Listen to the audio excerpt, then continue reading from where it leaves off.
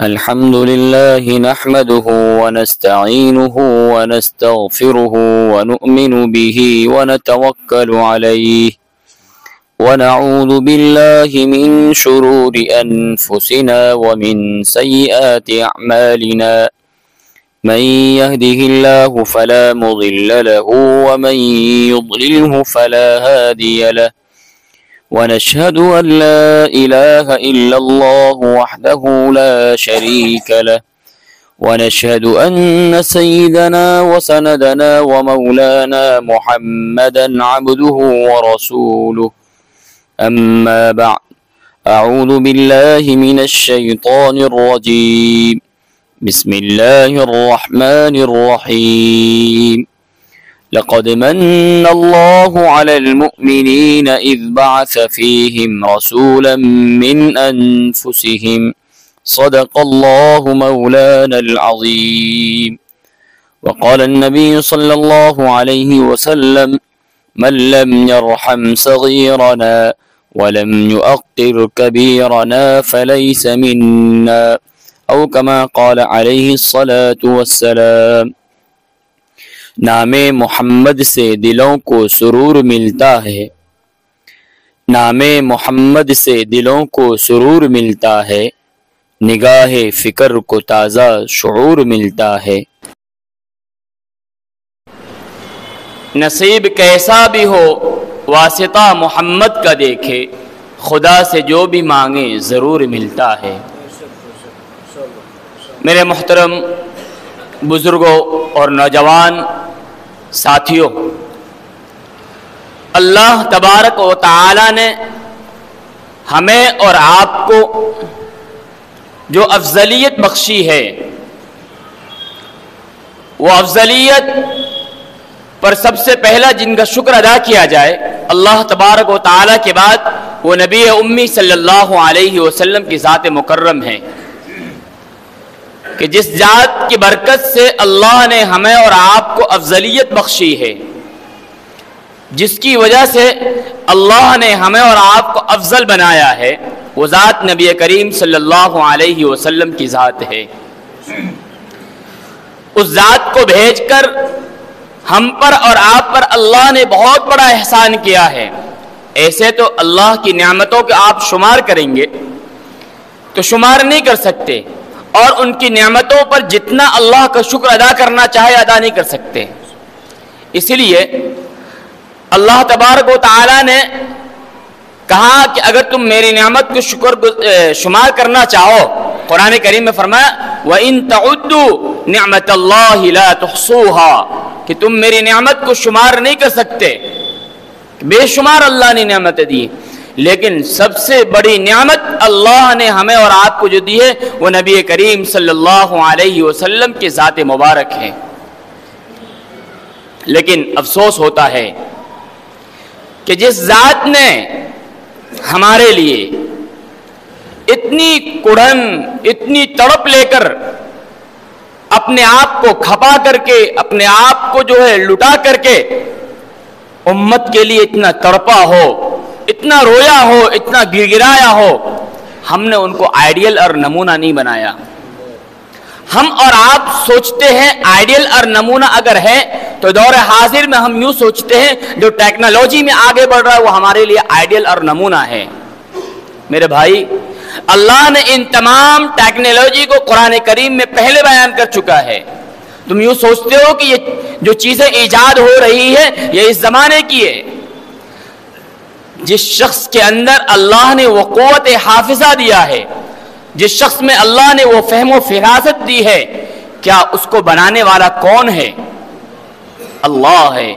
آپ پوری دنیا میں کسی سے پوچھ لیجئے کہ کسی سائنس کا پیدا کرنے والی ذات اگر کوئی ہے تو وہ اللہ ہے۔ جب اس کو بنانے والا اللہ ہے تو یہ ٹیکنالوجی کو بنایا کس نے؟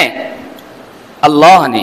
سبب اللہ نے اسے بنایا ہے، لیکن قرآن میں اللہ نے پہلے بتلا دیا کہ تم ان چیزوں سے مروب نہ ہونا، اس لیے کہ اگر کوئی ذات مروب ہونے والی ذات ہے وہ نبی کریم صلی اللہ علیہ وسلم کی ذات ہے، جو تمہیں معزز اور مکرم بنانے والی ذات ہے۔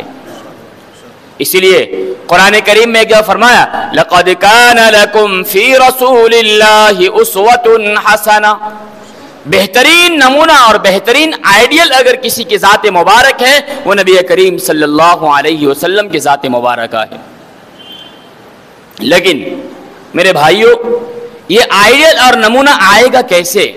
یہ معاشرے میں زندہ ہوگا کیسے؟ یہ سب سے بڑا سوال ہے۔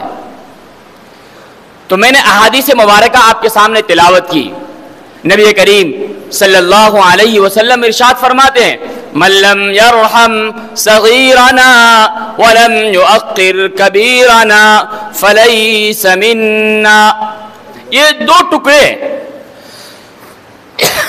حدیث کے، یہ فقط دو ٹکڑے، یہ پوری زندگی کا ایک خلاصہ اور باب ہے، پورے معاشرے کا خلاصہ اور باب ہے۔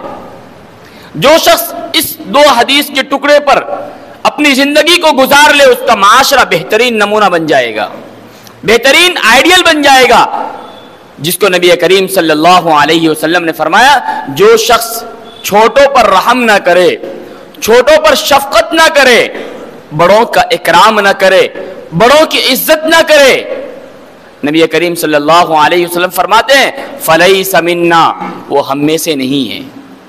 آپ دیکھیں ہمارے معاشرے میں ایک چھوٹا بچہ بڑوں کا ادب کرتا ہے کیا؟ بڑوں کی عزت کرتا ہے؟ بڑے چھوٹے کے ساتھ شفقت کے ساتھ پیش آتا ہے؟ نہیں آتا۔ یہی وجہ ہے کہ ہمارا معاشرہ آئیڈیل اور نمونہ نہیں بن رہا ہے، اور ہم نمونہ نبی کریم صلی اللہ علیہ وسلم کی ذات کو نہیں بنا رہے ہیں۔ اللہ کے نبی علیہ الصلوۃ والسلام نے فرمایا چھوٹوں پر شفقت کرنا چاہیے۔ شفقت کس طریقے سے؟ ہمارا اور آپ کا معاشرہ، ہم یوں سوچتے ہیں بچہ اگر غلطی کرے مارنا چاہیے، ڈپٹنا چاہیے، وہ شفقت ہے۔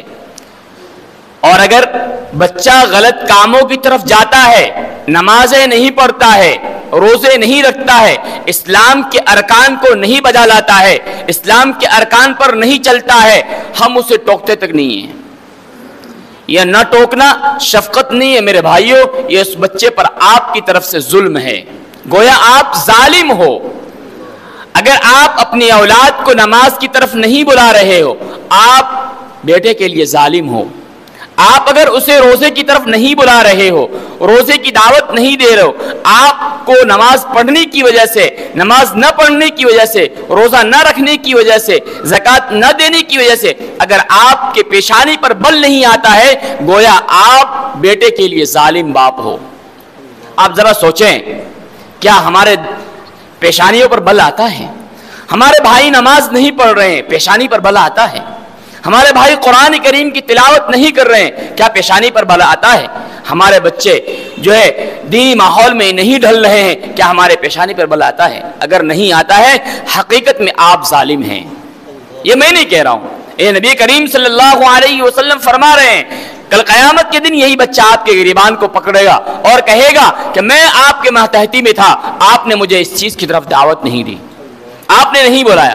ہاں، اگر بچہ کما کر نہیں لا کر دیتا ہے، بچہ روزی نہیں لا کر آتا ہے، پیسے نہیں لاتا ہے، تو اس پر آپ کے پیشانی پر بل ضرور آتا ہے کہ نکما ہو گیا ہے، تو سست خور ہو چکا ہے، پیسہ کما کر نہیں لاتا ہے، اس پر پیشانی پر بل آتا ہے۔ یہ آپ ظالم نہیں ہو، اس وقت تو آپ سب سے بڑے ظالم کہلائے جاؤ گے کہ اس چیز پر آپ اس کی پکڑ کر رہے ہو، جبکہ قیامت کے دن آپ کو اس چیز کے بارے میں سوال نہیں کیا جائے گا۔ اس لیے میرے بھائیوں، اللہ کے نبی علیہ الصلوۃ والسلام نے فرمایا من لم یرحم صغیرنا، شفقت یہ ہے کہ اسے دینی راہ پر، اس کو جنت کی راہ پر لائے، یہ شفقت ہے۔ اور چھوٹے بڑوں کا ادب کیسے کرے گا؟ اس کے لیے ہمیں گھر میں ایک ماحول بنانا پڑے گا۔ ماحول کیسے بنے گا؟ ماحول یہ بنے گا کہ اگر آپ کے والد بچے کے دادا زندہ ہیں تو طریقہ یہ ہے کہ آپ اس کا ادب کریں، بچے کو بتلائیں کہ بڑوں کا کس طریقے سے ادب کیا جاتا ہے، پانی کے تقاضے ہو آپ پانی پیش کریں، پانی کس طریقے سے پیش کیا جاتا ہے۔ بچہ آپ کو دیکھ کر اس چیز کو اپنے سینوں میں اخذ کرے گا، اپنے ذہن میں اخذ کرے گا، لے گا کہ میرے ابا اس طریقے سے پیش کرتے ہیں۔ آپ اپنے والدین کی عزت کیجئے، بچہ خود بخود آپ کی عزت کرتا چلا جائے گا۔ آپ اسے کھانے کے طریقے والدین کے سامنے بیٹھ کر کھائیے، وہ بچہ آپ کے سامنے بیٹھ کر کھائے گا، لیکن آپ نے اس طریقے سے نہیں کیا، یہ بچہ آپ کے ساتھ وہی برتاؤ کرے گا جو آپ نے اپنے والدین کے ساتھ برتاؤ کیا ہے۔ یا آپ نے اپنے اکابر کے ساتھ، اپنے علماء کے ساتھ، اپنے بڑوں کے ساتھ آپ نے اگر اس طریقے سے ادب کیا، یہ رویہ اختیار کیا ہے، یہ بچہ آپ کے ساتھ وہی رویہ اختیار کرے گا۔ یہ حدیث کا خلاصہ یہ ہے کہ ہم جیسا کریں گے ویسا ہمارے ساتھ اختیار کیا جائے گا۔ تو معلوم یہ ہوتا ہے ماحول کو سدھارنے میں، معاشرے کو سدھارنے میں یہ دو احادیث کے ٹکڑے اتنے اہم ہیں کہ انسان اس پر عمل کر لے، اس کی زندگی بن جائے گی اور آنے والی نسلوں کی زندگی بن جائے گی۔ اسی لیے ہم فکر کے ساتھ یہاں سے لے کر اٹھیں کہ انشاءاللہ ہم اپنے معاشرے میں یہ دو چیزیں لے کر اٹھیں گے کہ چھوٹوں پر شفقت، بڑوں کی عزت۔ چھوٹوں پر شفقت، بڑوں کی عزت، کس طریقے انہیں بات کرنے کا انداز بتلائیں، انہیں سمجھائیں۔ مثال ایک دے کر ختم کر دیتا ہوں۔ اگر ہمارے گھر میں کوئی مہمان آ جائے، رویہ کیا ہوتا ہمارا آج، کوئی مہمان آ جائے اور بہترین سے ڈش بنا کر آپ نے فریج میں رکھے ہوں، مہمان آ گئے، جلدی سے ختم کر دیتا ہوں، مہمان آ گئے اور آپ نے بچوں کو کہا بیٹا جاؤ وہ چیز لے کر، یا بچے کی عادت ہوتی ہے فریج کھول کر کوئی چیز نکالنے کی، اور وہ بچہ گیا نکالنے کے لیے، سارے کے سارے سامان بیکار ہو گئے، ضائع ہو گئے۔ اب آپ کیا کریں گے؟ ماں کیا کرتی ہے؟ اس پر ٹوٹ پڑتی ہے، تماچے مارتی ہے، ڈراتی ہے۔ میرے بھائیو، نبی کریم صلی اللہ علیہ وسلم کا یہ حسن اخلاق نہیں ہے۔ نبی کریم صلی اللہ علیہ وسلم کا حسن اخلاق دیکھیے، طریقہ دیکھیے کیا بتلا رہے ہیں۔ طریقہ یہ ہے کہ ماں کو چاہیے کہ اس نعمت کی عظمت اس کے دل میں بیٹھائے، بچے کو کہے بیٹا آپ نے اللہ کی نعمت کو ضائع کر دیا ہے، آپ اللہ سے معافی مانگیے کہ اللہ میں نے نعمت کو ضائع کر دیا، آپ مجھے معاف کر دیجئے۔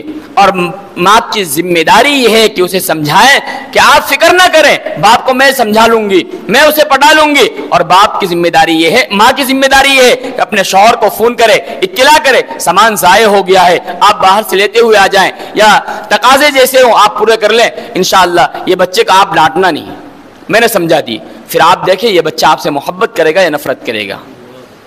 یہ تربیت کا انداز ہے۔ اگر ہم انشاءاللہ اس چیز کو اپنی زندگی میں اپنائیں گے، ہمارا معاشرہ اسلامی معاشرہ بن جائے گا۔ اللہ کرے کہ نبی کریم صلی اللہ علیہ وسلم کے طریقے کے مطابق ہماری زندگی گزرے اور اسی کے مطابق ہماری موت آئے۔ وآخر دعوانا الحمدللہ رب العالمین۔ سنتے پڑھیں۔